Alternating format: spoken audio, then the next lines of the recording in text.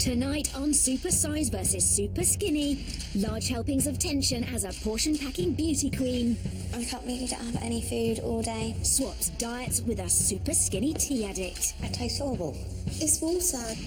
Our Supersizer heads stateside for a stark lesson on the headache obesity can bring. You know, deep in my heart, there's a part of me that still blames myself for it. Emma Wolf continues her investigation into eating disorders, meeting a woman who's reportedly the world's thinnest. I didn't think that anything was wrong until it was too late. And in Las Vegas, Dr. Christian discovers the tiny tube that's the latest in bariatric care. I can see the staples from her original surgery right there. Yeah. I'm coming out now.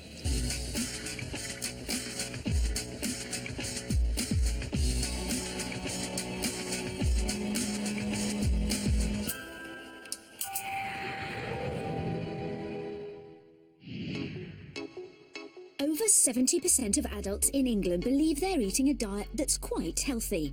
Yet shockingly, 22% of our diet is fat-filled or sugar-laden foods, when it should be only 8%.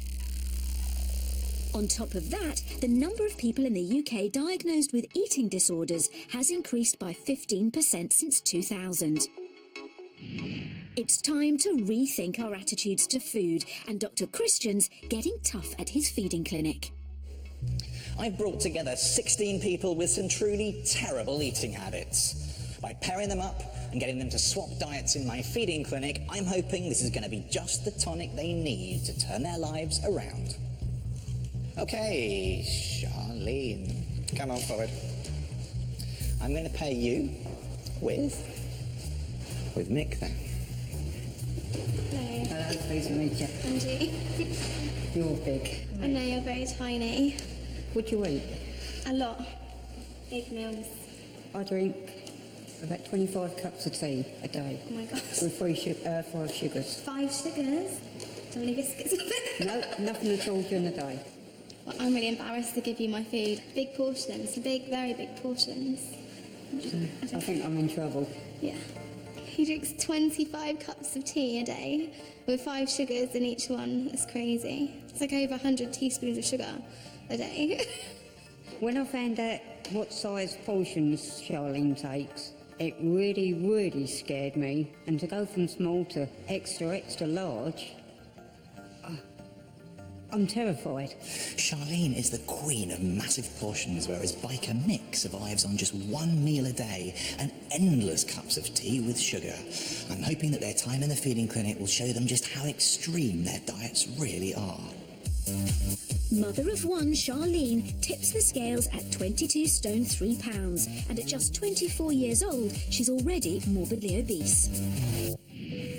Her weight problems began when she was young. I had some family problems when I was about 12, I think, and then I started comfort eating then. I got bullied because of it, so I ate more, and then when I was getting bullied, it was just a vicious circle. I'd get bullied, eat more, and then because I was getting bigger, I'd get bullied more. It was horrible. The overeating has carried on into adulthood. Charlene's idea of heaven is Chinese takeaway. I'd probably order some chicken balls, grilled rice, beef with mushrooms, spare ribs, chow mein, chips. After a slap-up meal, she doesn't stop. If we have our dinner about 5 o'clock, then about 9 o'clock I'll probably get a bit hungry again, so I eat the Chinese that we had earlier. Huge portions and snacking are Charlene's biggest weakness. But 3 years ago, she had a daughter, Maisie, and the experience has made her determined to lose the pounds so she can be a better mother. It doesn't work, Maisie. This is why I need to be slim. We went to a theme park not very long ago, and she wanted me to go on a ride with her, but I just couldn't because there was no way I could have fitted on it. My friend had to go with her, and it was horrible that I had to stand and watch her go around with my friend. Charlene also dreams of having another baby, but she's frightened. I had a really awful pregnancy and birth, and the labour went horribly wrong, and it was all to do because of my weight. I was at high risk. Charlene has used her size as a way of getting into beauty pageants, and in fact last year she won an award in Miss British Beauty Curve. But whilst pageants might be fun, Charlene's Gran Joan knows that losing weight is crucial for her long-term health. I'm a diabetic and I wouldn't want Charlene to get what I've got because it's not nice. I feel like if I don't change my habits now, then I'm just going to get bigger and bigger and I'm going to be unhappy. Whilst Charlene's big helpings have seen her pile on the pounds, our super skinny's given up on proper portions. 56-year-old Mick weighs in at just 7 stone 8 pounds. With a body mass index of 18.1, he's underweight, and his puny looks make him stand out in all the wrong ways from his mates. Because Mick is a biker, passionate about life on the road, even if he is the tiniest one there. All my biker friends are all bigger than me. They do laugh at me, but then I laugh at them sometimes by having a big beer gut. Who's better off? I can see my toes, you can't. Behind the laughter, Mick wishes things were different. I would love to put on a bit more weight. It'd feel better on the bike and it make me feel better in myself. But Mick's chances of getting beefier are slim if he doesn't change his ways, because his daily diet is extraordinary. I get up in the morning, just a cup of tea with 5 sugars. Don't eat nothing during the day whatsoever until late evening. And even then it may just be a quick cheese and tomato sandwich. That'll do me for 24 hours. Mick downs an astonishing 25 cups of tea every day, and he puts 5 sugars in each one. I can't drink tea without sugar. I've lived with it since I was 12, 13 years old. I'm now 56 and still the same weight and waist size. Mick's now been surviving on 1 tiny meal a day plus oceans of sweet tea for nearly 40 years. His new wife Annette would like that to change. I try and encourage Mick to eat a little bit healthier, and have less sugar, but so it's falling on deaf ears, I'm afraid. Fueled by sugary tea during the day, Mick's convinced himself he can't eat. I like food, but I just don't need food. My stomach just don't want to know. Soon, Mick will see if tackling Charlene's meals in the feeding clinic can persuade him to down fewer cuppers and start eating sensibly. But first, Dr. Christian has some shock treatment for Charlene. He's sending her to America to see what her future might hold if she doesn't change her ways. Charlene's heading for Peoria, Illinois, in America's Midwest, for a taste of the extra, extra large way of life. My name is Melissa Bushnell. I'm 38 and I weigh 32 stones 4 pounds. Melissa lives with Mike, her husband of 16 years. She's been overweight all her adult life and believes her problems began with a difficult childhood. In my home as a child, food wasn't always available, so when I was somewhere that there was food, I tended to just eat and eat, like there was no tomorrow. When there was food, it became very much a comfort for me. I'm definitely a food addict.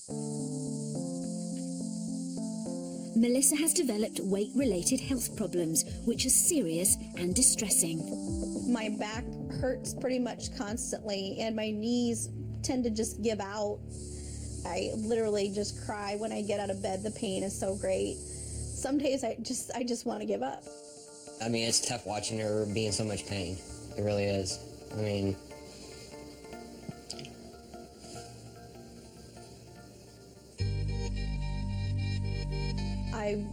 I want to be a mom. My greatest achievement in life would be to be a mother. And obviously, at my weight right now, I would not even consider becoming pregnant. There's just too many health risks. Melissa's longing for a child is compounded by a miscarriage she suffered in 2004 and the guilt she feels. I can say that I don't blame myself, but I do. Deep in my heart, there's a part of me that still blames myself for it. I was so unhealthy when I got pregnant. I was smoking and I wasn't taking care of my diabetes at all. Each year, she and Mike mark the anniversary of when their daughter would have been born. Baby girl, we know you're in heaven with Mom and Grandma, and we love you. We'll see you again someday.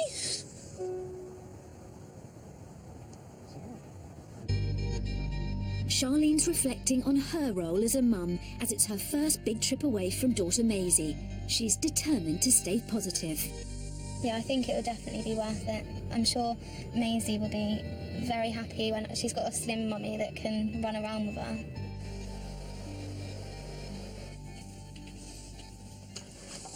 Hi, nice to meet you. I'm Melissa. Hello, Melissa. What's your name? Charlene. Oh, nice to meet you. Thanks for coming over. The women start by swapping life stories. When I was your age, I was about 250 pounds, which I guess is about 17 or 18 stone. I'm heavier than that now, so it does worry me that I'm so big already. I've got a little girl called Maisie. Oh. She's 3. Oh, that's beautiful. We haven't had a family of our own yet, so I'm hoping to lose enough weight that we can either adopt or, have a child on our own. So, do you have any health problems? Not at the moment. That's awesome. Melissa wants Charlene to realise how her health may be jeopardised if she doesn't change. Melissa already relies on an insulin pump for her diabetes and a host of other medications. This is my drug box. This is a diabetes pill, and then I have a high blood pressure pill, a thyroid pill, a water pill that kind of helps keep the fluid off me. And then I have the broken up one is for inflammatory, like for your joints, and a cholesterol pill. All these things pretty much have to do with my weight. I'm heavier than she was when she was my age, so if I carry on, I'm going to be heavier than what she is now. So I'll need all of the stuff that she's got. I've just told myself that I'm not going to have another baby until I've lost weight, because when I was pregnant with Maisie, loads of stuff went wrong and I almost died. So that's why I'm really scared about doing it again. So I just want to make sure that I'm smaller and healthier, and it's something that I really, really want. I want to be a mom so bad. That's the greatest desire in my heart. That's what the one thing that I always wanted was to have kids, and if I couldn't have Maisie, I'd be really, really sad. I think for a long time I just got complacent, but now it's time to fight back and say, you know what, I don't have to accept this. This does not have to be my life, and it surely does not have to be yours, Coming up, the fight back begins for Melissa and Charlene. My heart rate will start. I'm like, man, I'm burning calories. And Mick struggles with the reality of the diet swap. This will make me ill. My stomach's rejecting it.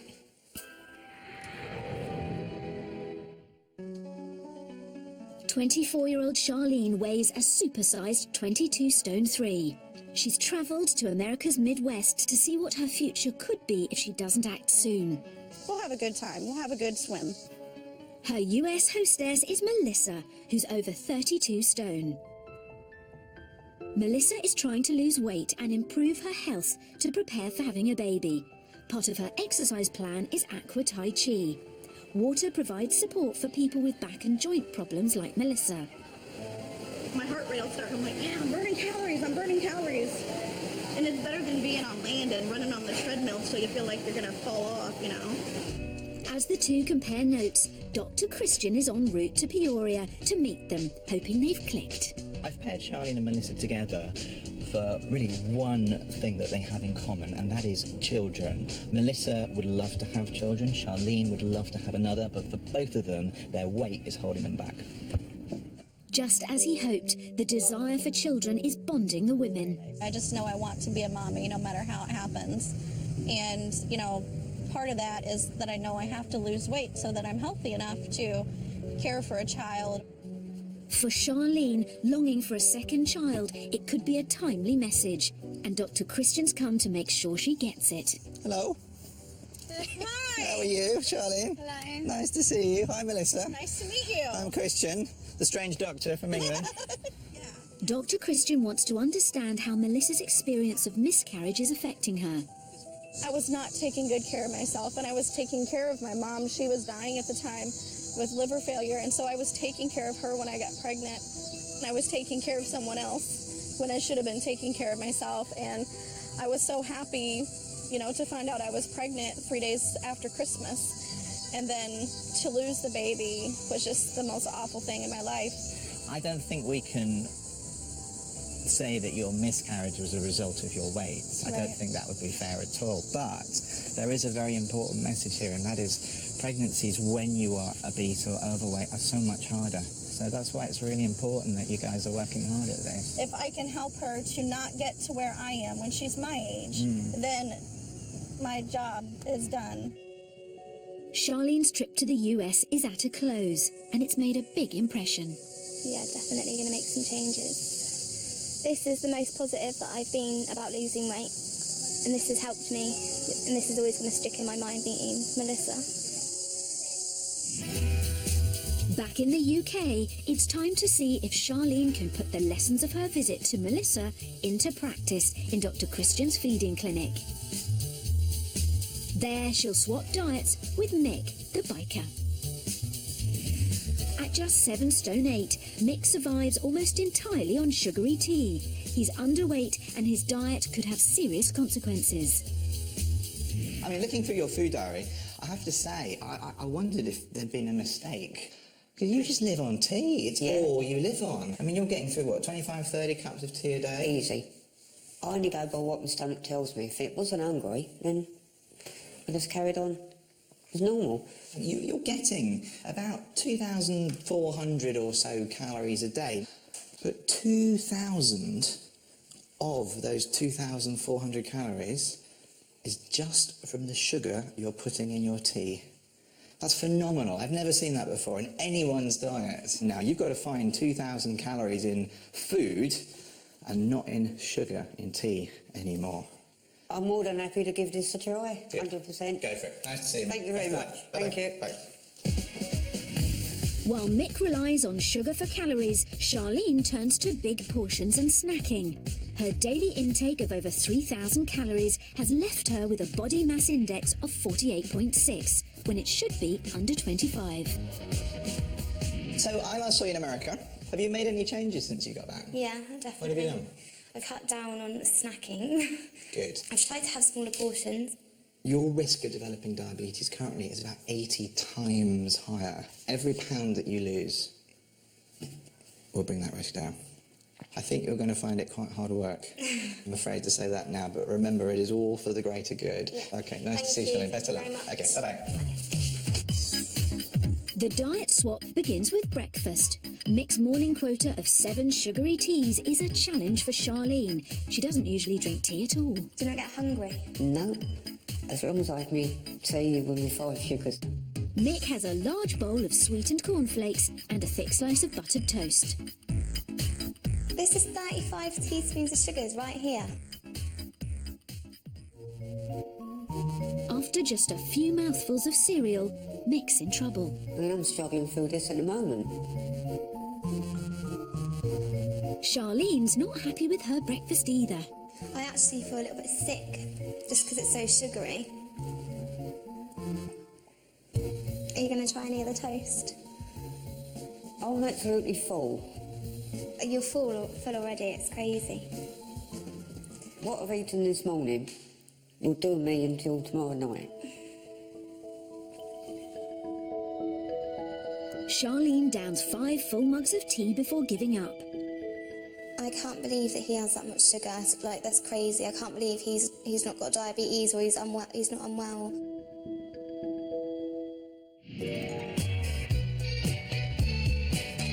Dinner time brings Charlene another 7 sugary teas. For Mick, there's a mammoth plate full of lasagna with half a garlic and cheese baguette. I don't think I can. What, not even any of the lasagna? I'm just not hungry. I can't believe you don't have any food all day. I'm frightened to even take a bite of it.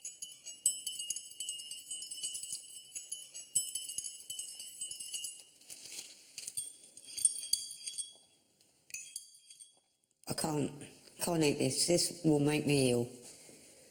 My stomach's rejecting it. And what about your garlic bread? After nearly 40 years of not eating properly, it seems Mick's just not able to stomach the idea of eating a full meal. Just can't eat no more. My stomach's just not allowing me. I'm done now. I can't drink anymore. Charlene's persistence has got her through 3 mugs of tea, but it's been a long and difficult day, and she's not happy with Mick. I think he had like 3 or 4 spoonfuls of lasagna and a tiny little bite of this garlic bread. I just don't think he was trying. I really want to try and put on weight, but it just seems to be a brick wall at the moment that's stopping me. My stomach is telling me I'm full, I don't need food. Dr. Christian's very concerned by Mick's failure to eat. He steps in with shock tactics in the hope they'll make him try. I've worked out what you get through in a year.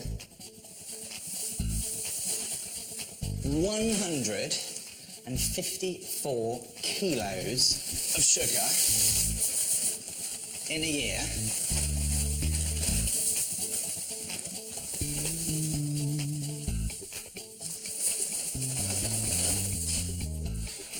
This is just what you're putting in your cups of tea, mate. Does that shock you? Yes, it does. This sugar makes up 80% of the total calories in your diet that you're getting. Nutritionally, what's this giving you? Not a lot. Seriously, not a lot. Nothing at all. I mean, yeah, there's energy in it. It's a carbohydrate, isn't there? Vitamin, mineral, nutrient, protein, anything that's to build you, repair you. It's nil. Nil is the answer. I'm going to change. I've got to change. It's not good for me, and this is a proof.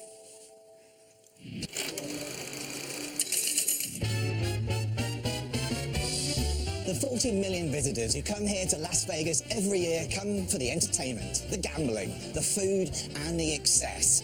But away from the bright lights and casinos of Las Vegas, another business is booming. Last year, there was a reported 80% rise in weight loss surgery, with Sin City fast becoming the go-to destination for bariatric procedures.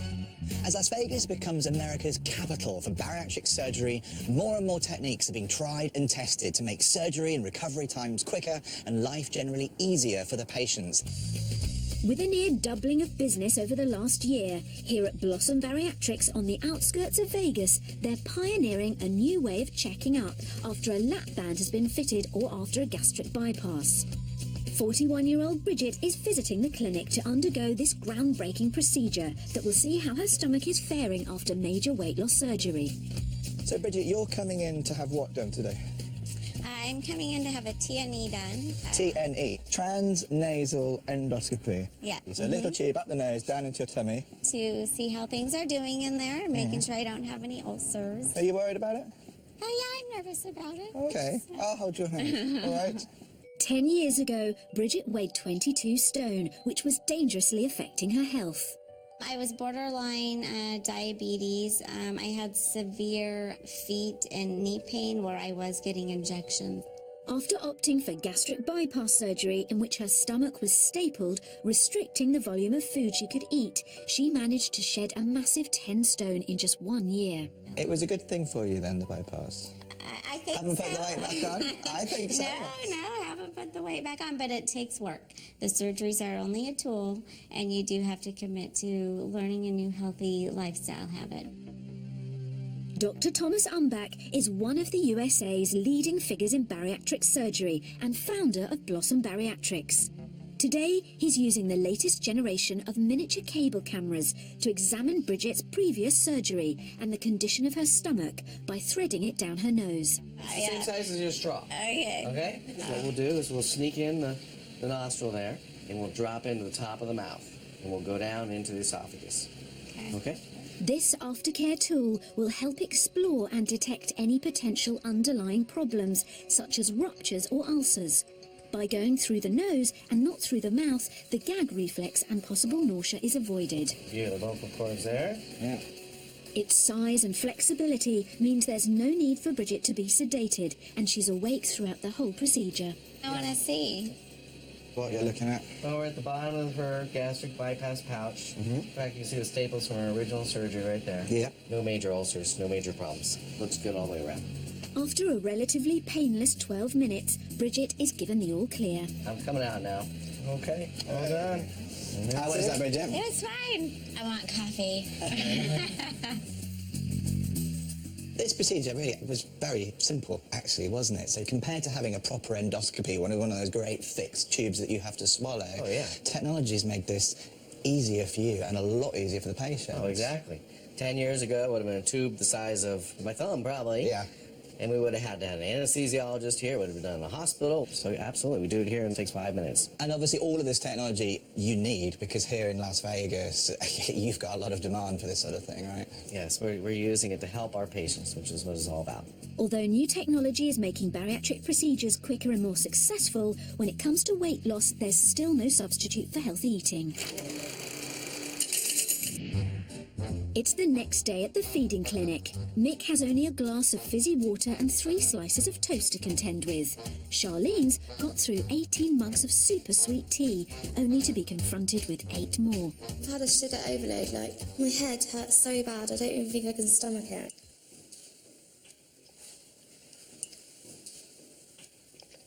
Oh, it tastes horrible. It's just water, fizzy water. Oh, this is torture. That can't be good for you because... It's water, just fizzy.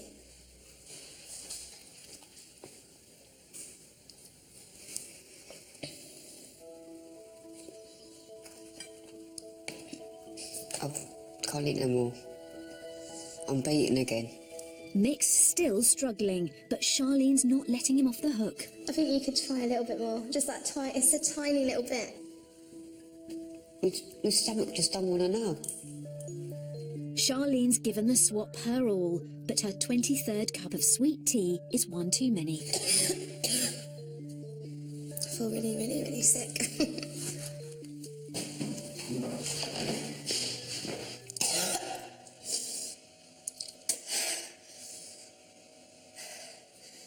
You okay?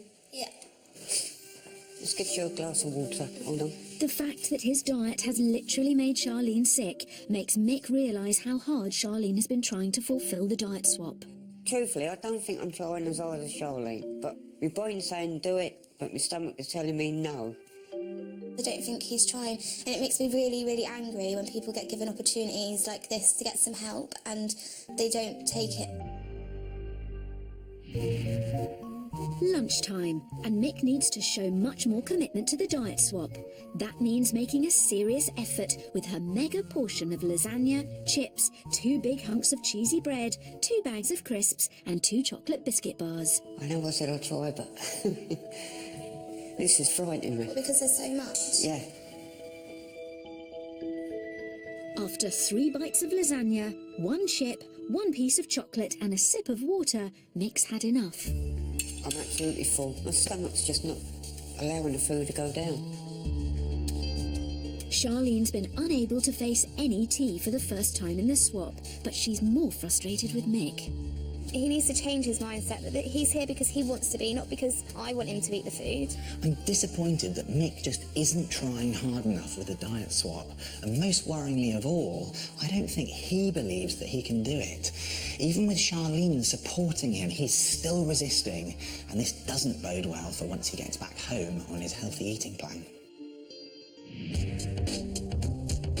The final dinner is Mick's last chance to show he's capable of change.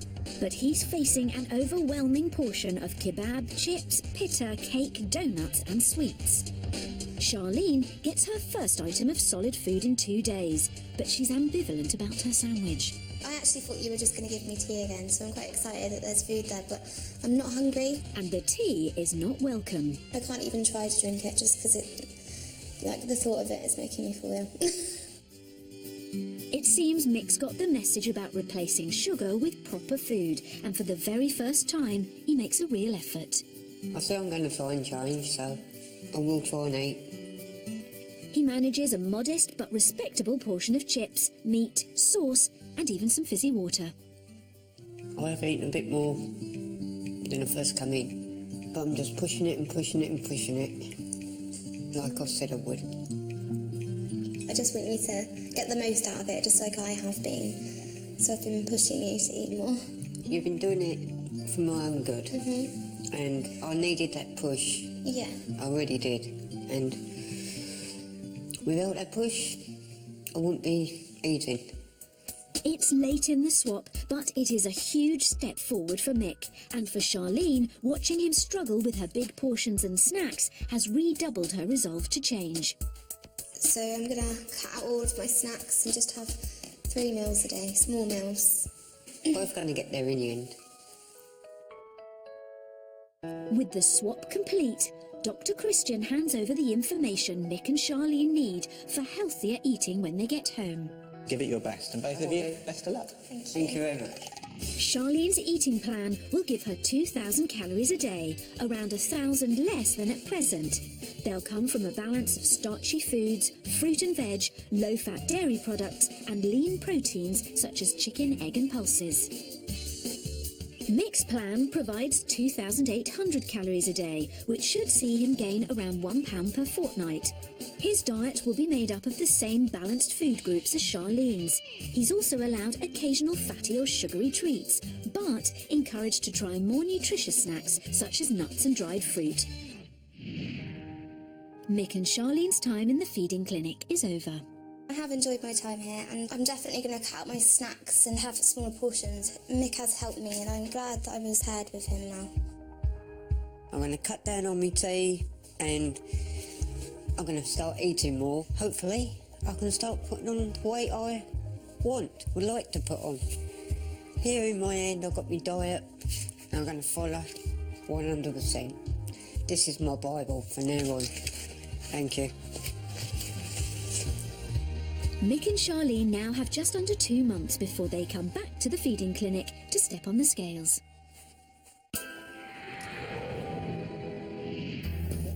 Author and journalist Emma Wolfe suffered from anorexia for 10 years.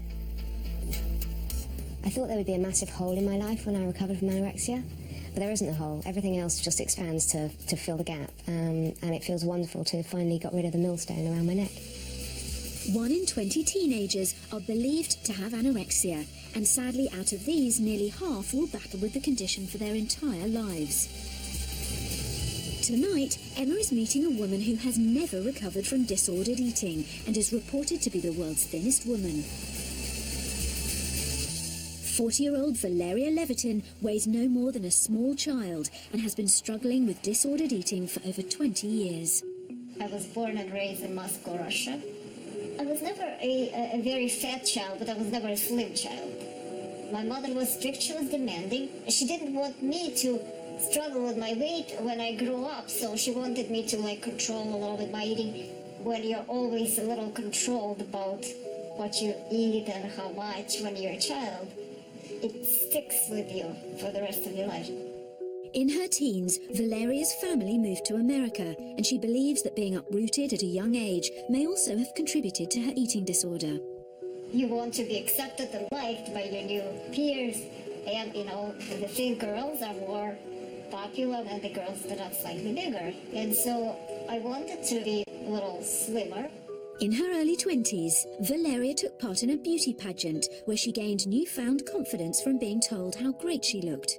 And she became more focused than ever on keeping her weight as low as possible. At the time, I was looking healthy to everybody, looking very beautiful, but already I had issues with eating.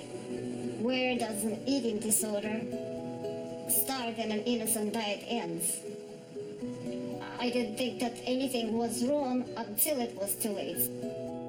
Valeria is very aware of how extreme her look has become. We're not designed to be skeletons. We will all be skeletons at one day, for sure.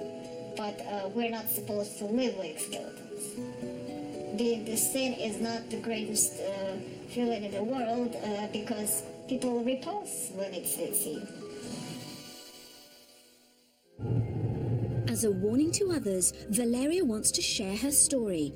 Today she's meeting with mental health charity Mindful and a group of parents to give them advice on how to spot the signs of an eating disorder. People think that there is an anorexic look. There is no anorexic look. There is anorexic behavior, which will lead to the anorexic look. So the weight is a mere symptom. It's not the cause or the root of the problem.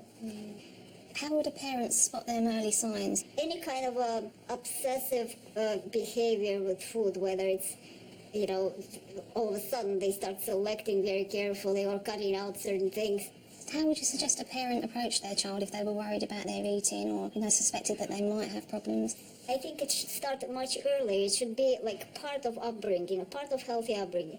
Not focusing too much on food or appearance. Don't focus on the negative It's important to tell your children that, you know, they are the best. They're good. They're smart. They're beautiful. The best medicine in the world is prevention. Whilst Valeria has been telling parents about the dangers of eating disorders, Emma Wolf is making her way to meet her for the first time. She's intrigued to find out why Valeria is warning others on eating disorders when her own is so deep-rooted and apparent. What is it like to live with the label, the thinnest woman in the world? I just have no idea. I feel really quite mixed between fear at meeting her, because she's really, really not well. But also, I'm interested, and I just want to find out what her life is like. I just wanted to start by asking, reportedly you're the thinnest woman in the world. What does that label feel like? I don't know who says that and where they got it. Where does that come from? I have no idea. I have never stated that. It was never documented. I never went to any kind of competition for it, that's for sure. Wherever Valeria goes, she gets stared at. Do you care when people stare at you? I don't know. You get used to that, but I like to be left alone. Valeria is adamant that her health is improving and she's motivated to get better. Anorexia is purely in your mind when you try to be thin. I don't try to be thin anymore. For you, do you think it's gone too far but you just can't get back to a normal weight, or do you think that you will gradually? I will gradually. You will? You really believe that? That the longer you damage your body, then even when you want to become normal, it's difficult. There is food that I like and there is food that I can eat right now because of the state where my body is. Despite the fact that Valeria's eating disorder is deeply entrenched, she is working hard to put others off going the same way. Going public, I want to advocate that you don't want to look like me, you don't want to go down that path. I think that's really brave of you. Well, in a way, because in a way you're saying my example is correct. To show you. Not to be like me. Yeah. Valeria receives emails from all over the world, from people searching for help and support on how to get better. Yet regrettably, some people aspire to have a body like hers. Unfortunately, a lot of people are asking me for advice, how to be like me and how to lose weight. I just tell them that it's the wrong path, to starve yourself and to go to self-destructive behavior that will eventually, isolate you, destroy your life, and you'll not be the person that you want to be. But I'm very proud because I get letters from girls saying, I will do anything to starve myself. And I looked at you and I realized, you know what? Life is so much more than this 5 kilos, and I stopped. Meeting Valeria has been a very, very emotional experience. It's shocking for anybody to see how far anorexia can go. And so she is helping others as a warning to what eating disorders can do. Absolutely takes your breath away. For more information and advice about eating disorders, contact your GP or go to channel4.com/supersize.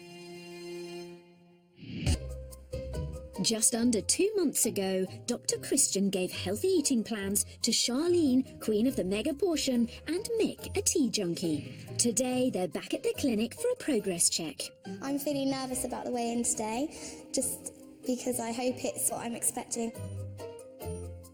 I really do hope I've put on a little bit of weight with all the hard work I've put into it. Charlene, welcome back. You look very, very well indeed. Thank you. So what's new? I go to the gym every day. Really? Yeah, sometimes twice a day. Goodness me. And I've just been planning my meals. I've started making everything from fresh, and as everyone knows, my favourite food was Chinese, but I've learnt how to make a healthy way at home. Portion size? Portion size is cut down a lot. You're not starving hungry all the time? If I get hungry, I just snack on fruit. We talked a bit about when you had Maisie, your first child, and now I think you're a bit nervous about having another, but you would like another. Yeah. Do you think with what you've achieved so far, that confidence is going to come back? Yeah, when I've lost some more weight, I do definitely want another baby. Good, I'm pleased. I think you're looking great. I think you've definitely made some changes for the better to your life. Whether or not you've lost any weight, you won't yet know, but I'll tell you in a bit. So, Mick, welcome back. It's nice to see you again. You too. It's only been a relatively short time since you were in the feeding clinic, but what changes have you made in that time? I was drinking about 25 cups a day. You were? I'm down to about 10 and 12 a day. Mick, that's good. With only 3 sugars. That's a big difference, though, to be fair to you. If you haven't been eating enough food, you would have lost more weight. I think I'm eating enough food. You do? I have a pasta salad or tuna salad, then a roll mid-afternoon, then my main meal, then snacks of the night time. Is it something you think you can keep up, though, to 6 months? Definitely. Good. I'm pleased. Well, very soon you will find out whether it's worked or not. It's time now for Charlene and Mick to compare notes. How are you? Oh, thank you. You look really well. So are you. So have you been able to cut down on your tea and your sugar? 12 cups a day and only 3 sugars. That's really good. Have you cut down on your foods? Yeah, definitely. I've cut down. I followed the plan religiously. Well, how are you guys doing? Good to see each other again? Yes. Yeah. You look lovely, doesn't she? Yeah, she does. Yeah. So, this is the big moment, when you find out, has all the hard work that you may or may not have done, Mick, paid off? So I'm going to choose you, Charlene, first. Do you think you've lost weight? I hope so. You hope so? What would you like in an ideal world? Like a stone. Well, you have lost a stone. You actually have lost 2 stone and 2 pounds. Oh my god. Oh my god, indeed. How did you feel about that? Really good. It's really good. What do you think, Nick? Oh, well done. 2 stone, 2 pounds is phenomenal. And you know how you said your clothes were feeling a little bit looser around the middle? It's because you have lost 8.5 inches from around your tummy. That's crazy. That's a lot. Yeah. You've done fantastically. Yeah. Well done. Thank you. Right, so Mick, you've got to That's my turn. match that sort of a standard. Do you think you're going to do it? I hope I have. There's a bit of a result for you. A bit. That's good then. It's more than good, Mick. You've put on half a stone. Wow. Half a stone is a huge amount. That's good. In such a short time. So those changes that you made are working. Weight gain is possible. Even if you're a little bit older and more stubborn and drinking gallons and gallons of tea, you can still do it. And you have. What do you think, Charlie? Yeah, that's really good. Well done. Thank you. Think you'd do that? You didn't really, did you? I didn't think I could do it. To be honest with you, Charlene, nor did I. And you surpassed my expectations, and that's all I want. good. Well, you both actually surpassed my expectations, so I'm very, very pleased. Well done. I was so shocked when Dr. Christian said over 2 stone. I was hoping for a stone. So now that I'm losing weight, hopefully this time next year, I'll be healthy enough to have a child. Because I've gained half a stone, I'm well pleased. I didn't think it was possible. Well, now I know I can gain half a stone, I'm going to carry on and hoping I'm going to get over the stone mark. So watch your space. Next time, our biggest female supersizer checks into Dr. Christian's feeding clinic. Oh my god. What do you think? Yeah, speechless. Battle commences as she goes head-to-head with our lightest Superskinny. Do you really eat all of this in one sitting? It's just easier to order a takeaway. And Dr. Christian is in Las Vegas, where some of the local residents are fighting back against the flab. Nice squat. Plus-size people with plus-size passions. Next tonight, we're off to try some big ballet.